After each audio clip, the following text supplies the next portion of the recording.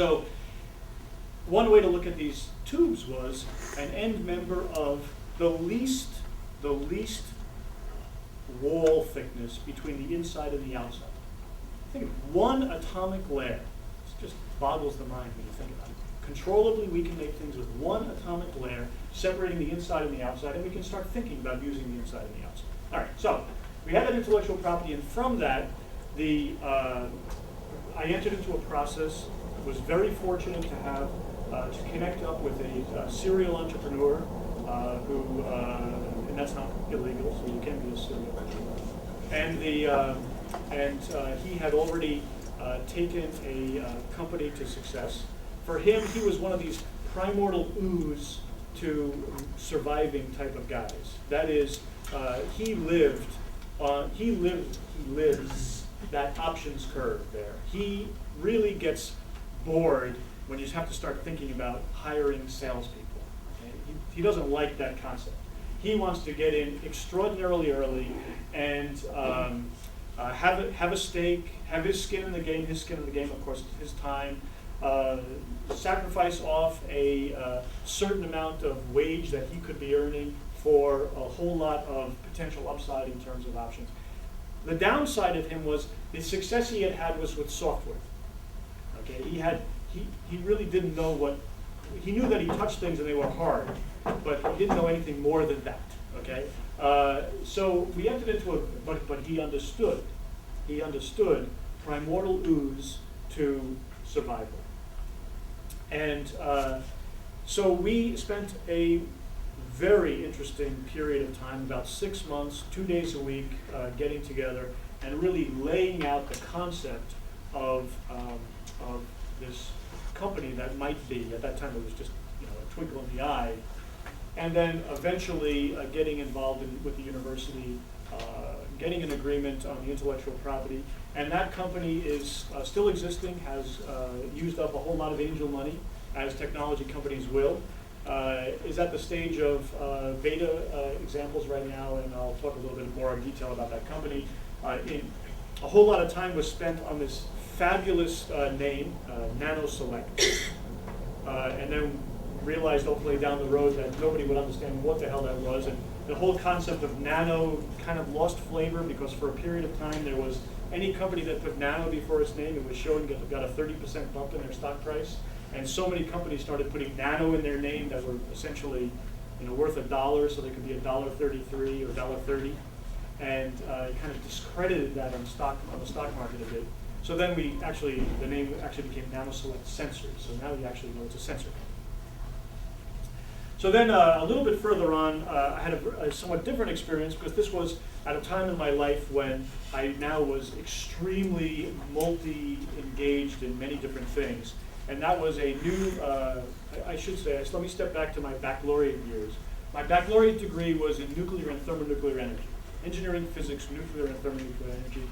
Like the idealist I was in the late 70s, it was all fusion energy. That was going to solve the problems for the world that was only 20 years in the future. So I was going to get into fusion energy. So now fusion energy is 40 years in the future, so it seems to be diverging. But in any case, that's how I got into the game, and I knew radioactive materials. I understood that. And so I was in discussion with a very smart kid who was actually I had this kid in my group as an undergrad doing research. He then got his PhD, came up here for a misguided postdoc year at Boston University, and came back to the fold after that and discovered that the fold was a better place to be. And we developed a concept from the materials side. This is from the materials side because my knowledge of biomedicine could fit in one of those nanotubes. Now, I didn't tell you the length.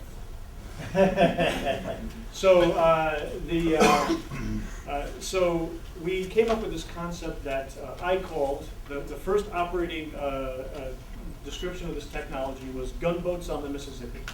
Having been somebody that was somewhat of a Civil War buff when I was younger, gunboats on the Mississippi was this concept that radioactive treatments of cancers today just do a very poor job for a whole number of reasons, especially a very hard to get cancer which has really, it's like a class of cancer that involves multiple organs, brain, breast, lung, some of the gastrointestinal organs, and it has to do with the type of cancer which is metastasizing solid tumors. So you get a lot of solid tumors forming. They don't lend themselves to chemotherapy because of the problem of the diffusion of medicines into the tumor. They don't lend themselves to radiation because there's too many spots.